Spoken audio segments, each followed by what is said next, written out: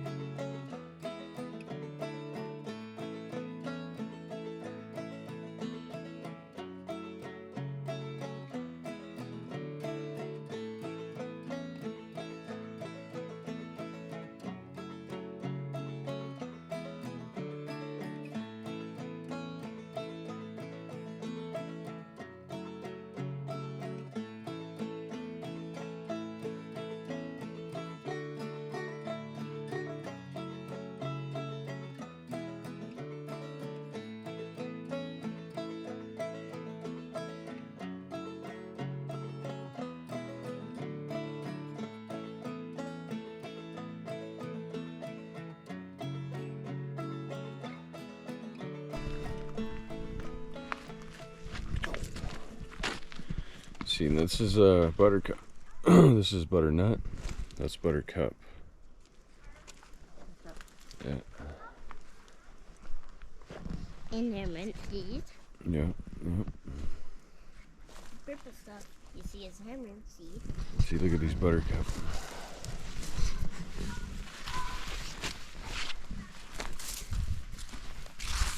There's buttercup all over. Biggest buttercup I've ever seen right here.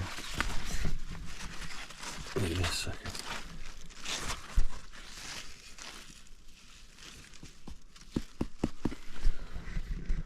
Buttercup is obviously one of the staples. One of my growing philosophies is to grow a lot of something you can grow. And I'm not sure why this plant is looking pretty sad. I watered it. It's a buttercup. Maybe it's maybe it got stepped on or something.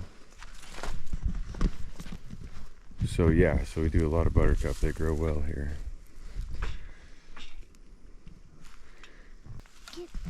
Yeah, these ziggly hearts we got on the ends of these rows right here. I eat probably a handful of them religiously every day. And there's a lot here. Yeah, that's And a good here's- ripe one right there. And here's a red one. Mm-hmm.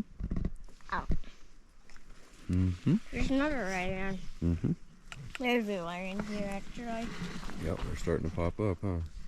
Yep. There's a lot. They're pretty good. Especially Some more all. Cherokee Trail of Tears. They're mostly done. But these were ones that self-seeded somehow, just in the compost or something. We just stuck a trellis there. These things last year, the corn, I had these in the Three Sisters configuration with the Hopi blue corn. And the Hopi blue corn was 12 to 14. Some of it, like 2 or 3 of them were 16 feet tall. And these things climbed to the tippy top and would come back down. Threatened to overtake them. Yeah, they would really overtake a pretty tall trellis. And that one's only 3 plants. I mean that. Let me show you this.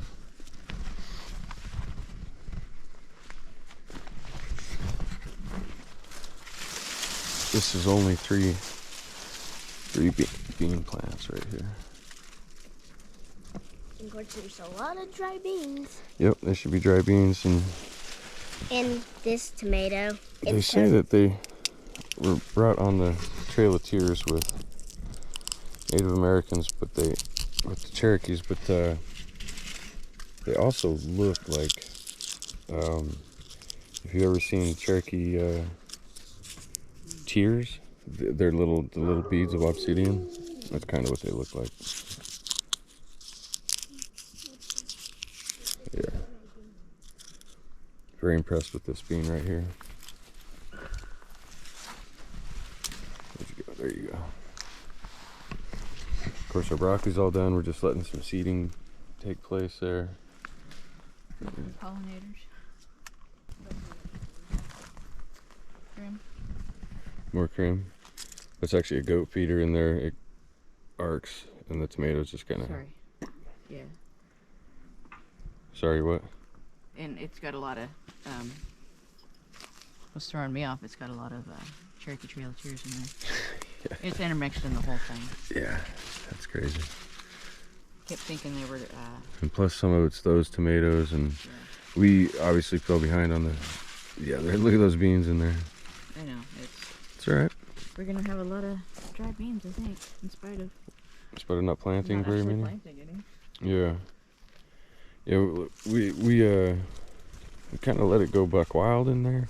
We didn't start preening till late. Uh-huh. These are Anaheims right now that Naomi's messing with. Oh, is that water still on? Are you kidding? I swear I shut that off. Oh my goodness. I think that, there, I need one for dinner. Oh, Anaheim? Mm-hmm. Yeah. Yeah, it's ready. Mm-hmm. Mm-hmm.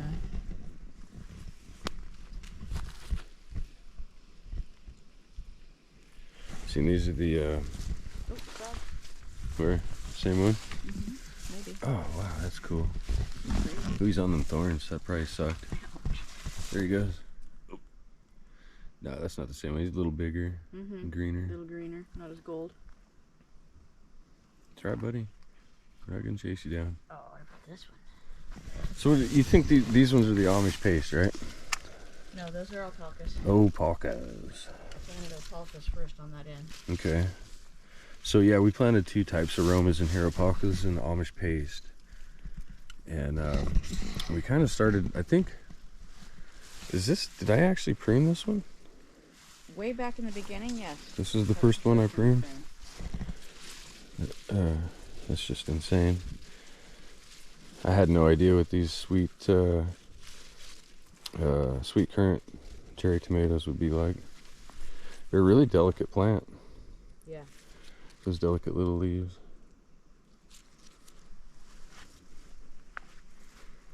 And more, what did you say those were? Alpacas, yeah. More alpacas. Now this one I've pruned more recently. I went in and kind of tamed it. But there was no way to raise the trellis like I should have. Yeah. Our bush beans right here, they're still producing. Like in fact, we can't keep up with them. We got a refrigerator full, waiting to be blanched and froze. Because these are going to actually be part of Naomi's having a baby the end of September. So we'll be introducing it into solid foods. To see September, October, November, around the end of November, December. So a lot of like the green beans and the squash we'll save and have, use that for baby food. It's kind of a thing we like to introduce our babies into solid food from something that we made. Its first meat will probably be chicken that we raised and butchered here. Yeah. Our first child was made out of chicken, but it was chicken nuggets. It was commercial chicken. That was before we knew better. No better, do better. Yep. So Naomi pointed out today that we're starting to get some red on the jimmies, on the Jimmy peppers. Hey, oh yeah, we should mention, so we ourselves have had a level 3 evacuation here once already this summer. Was it about a month ago yet? Month and a half ago. Yeah. And there's fires all over the Pacific Northwest, but we're really smoky today. It's not our cameras. It is actually that yellow out. So this smoke is actually from Oregon fires, I believe. But anyway, so Naomi found some red on the Jimmy peppers today, which we didn't know if they were ever going to turn red. It's got some more turning here, so that's a good sign. Good sign. I have to mulch everything, of course, to feed it. Could use a big boost right now. Yeah, that's the best place. I have to check the zucchini. Unless you go from the other end. See, we don't really plant our gardens for convenience. I don't really think they would get this big, Yeah, to we be honest. really haven't ever grown this many tomatoes, have we? No.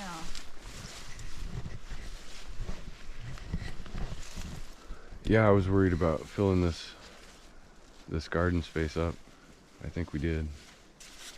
We're doing pretty good. We're pretty Yeah. full. Pretty full. Up here we got potatoes. We got most of those dug out. Up there. Over there it's just squash all the way up that with, I got some tobacco. It's up there under those hoops right there. And you know the herbs are still up there. They were pretty short and runty this year. I don't know what the deal is.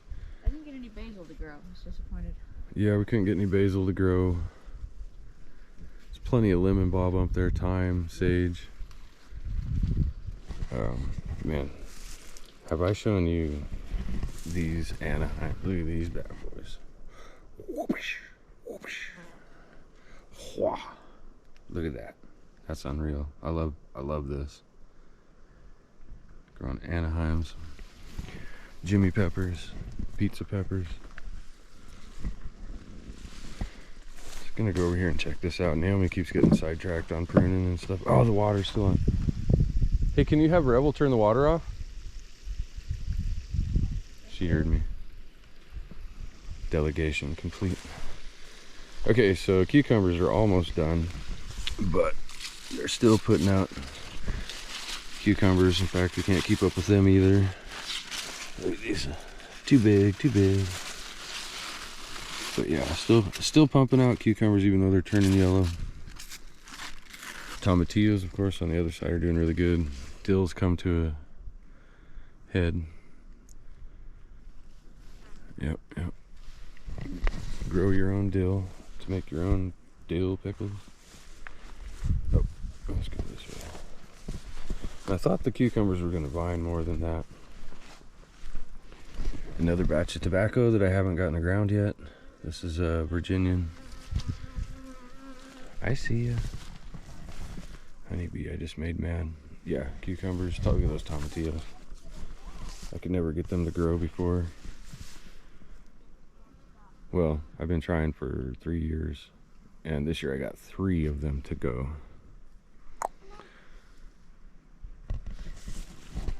Okay, moving on, another squash tunnel. It didn't do so well. Got some squash on it. Not a very thick mound under these ones. I'm pretty sure that's why. Carpenter bee or something there. Pollinator. Okay, now we see buttercup is done good. This is all buttercup that was a squash that was rotting over there last year, and I just stepped on it, and there's like, who knows, 31 different squash plants in there or something, but I just kind of took over this area. This is Moon and Stars watermelon. We got a couple of them. They're almost ready, not ready yet. They're interesting looking. I'm not a big watermelon fan, but If I can grow my own, I'll eat it.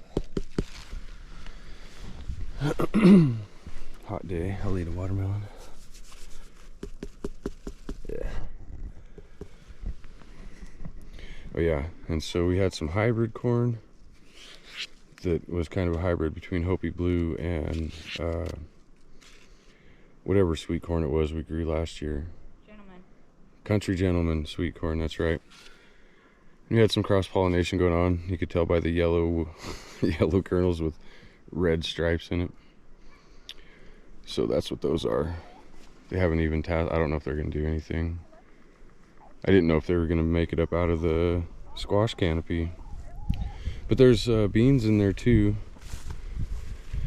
And of course we got the wild amaranth everywhere. It's wild now. We planted it last year, and every bit of it now is self-seeded, volunteer. Look at some of them squash leaves, like 2.5 foot tall. It's crazy.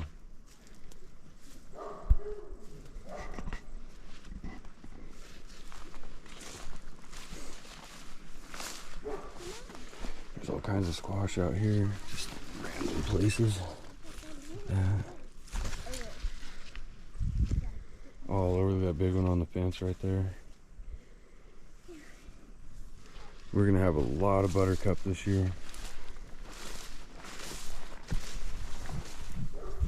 Yes, we are. Yeah, you won't really fit on me. Baby's gonna be steeped in buttercup squash.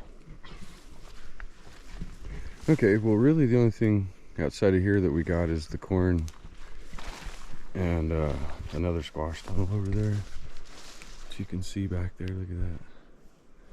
You can see it back there. Look at that beastly corn. We gotta go over there and look. Look at that stuff. I call that stuff that corn gets. That's that daggum Hopi Blue.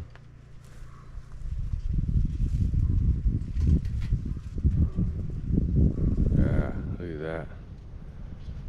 I love gardens you have to crawl through and you just disappear into. So this is a squash tunnel that we did in earnest, and when I say in earnest, we put hugelkultur down here, hugelkultur beds, basically. And there's only six plants, 3 on each side, and it did this. It's just really enormous. We were looking at all the squash hanging out today. Most of the big ones are down lower. Oh yeah, we cut that one big one off, didn't we? The second biggest squash I ever seen in my life was right there. This is like a 7-pound squash. Corn pollen? What's that? Corn pollen? Corn pollen? Corn pollen. I thought you said corn pop at first. Corn pollen. I can't see them. Is this corn pollen what corn pollen looks like? Yeah. It's all yellow. There's a head right here that's flipping over, so it's pollinating. It's almost like it kind of naturally breaks there so that So it falls over. those and- tassels fall over. Seems like I've seen a lot of that last year. Mom, this one's also Pollination. pollinating. Just take it on your hand and go like this.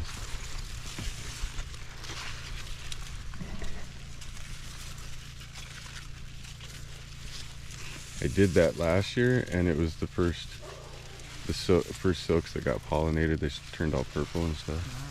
Beautiful. Yeah. Actually. We actually really do like this Hopi Blue. This Hopi Blue is 20% more protein, as I know I've said in previous videos, but I'll just say it again because not hardly anybody watches all of our videos.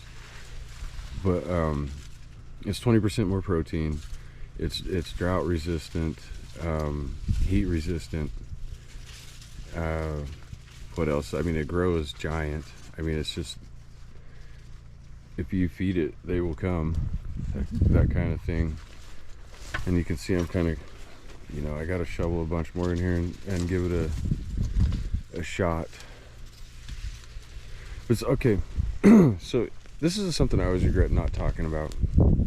Is I've met a lot of people who grow with their own organics and stuff, but for us it's really new, and we've only been doing this this is our 7th year growing on basically waste from our goat herd, our dairy goat herd. But this area right here, this whole thing, you can go back in our videos, and this is where our goats were in the beginning. When we first got here, this was really rough in here. We worked the herd of ruminants through here heavily. Chickens have been in here. You see hay mats and stuff like that. There is rich soil here, but most of it's clay. Most of the clay is in where it runs off the hillside. But everywhere else is fairly good forest floor soil. And then the animals just, you know, completely helped that. It not only added the organics to the soil, but it was almost like this place had organics locked in it for a long time, right? So we added not only more organics, but we added the soil biology, the bacteria and the fungus and that kind of thing, and just kind of brought this place, you know, back into the soil economy. and I love that kind of stuff. That's really, but I always regret not talking about it in these videos. We do a quick walkthrough. So it's everything, you know, the garden comes up, you know, the goats feed the garden, the whole cycle, everything's a part of the same kind of cycle where everything's symbiotic, from the soil to us, you know, including the goats and the chickens and everything else. It's really fascinating. I think it's key to health. I think that's one thing that we're missing in health. You know, the soil works a lot like our guts do. Sorry. Look at that sucker. Look at that big, got a bean on it too. I don't know if I know I mentioned before how disappointed I am in these succotash beans. But this is really the best performing succotash bean out of this whole thing. You can see them wrapped around the bottom there. We are going to actually get beans. I see little bean pods over here. Do you finally? It's like this big. Yeah, maybe we can at least replace what we planted. I know. Just keep seeds for next year. And they're not cheap. We bought a bunch of succotash beans because I wanted to try them again. We bombed on them last year too. They didn't do very well. We planted them with the Country Gentleman sweet corn. They just didn't like it. Maybe they're a pretty trellis bean or something. I don't know. Let's see here, little flowers. Boing.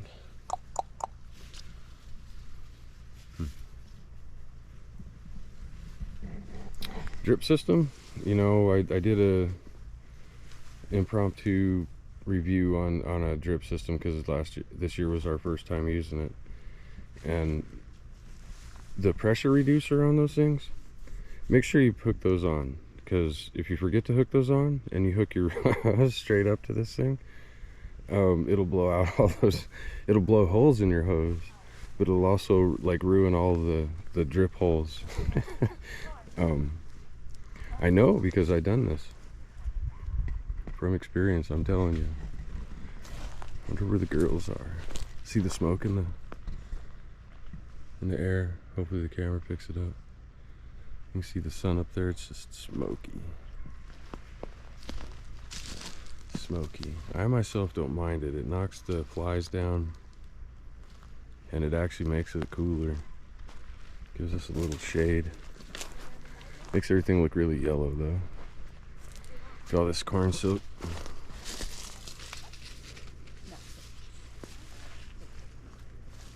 That's what it looks like after it gets pollinated.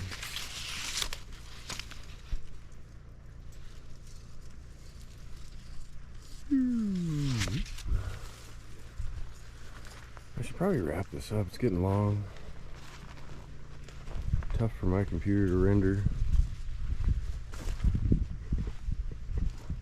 And that's about it for the garden this year, folks. It's almost done. Things are finishing up. Got things starting to die. Everything's starting to go to seed. I wonder where they went. There they are. I'm hoping these ears get much fatter.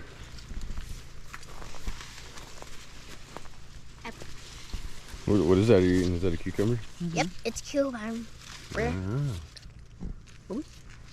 Awesome. I'm glad you like eating cucumbers. She needed a snack. Good. Very thankful my daughter likes vegetables. Okay, so say goodbye, everybody.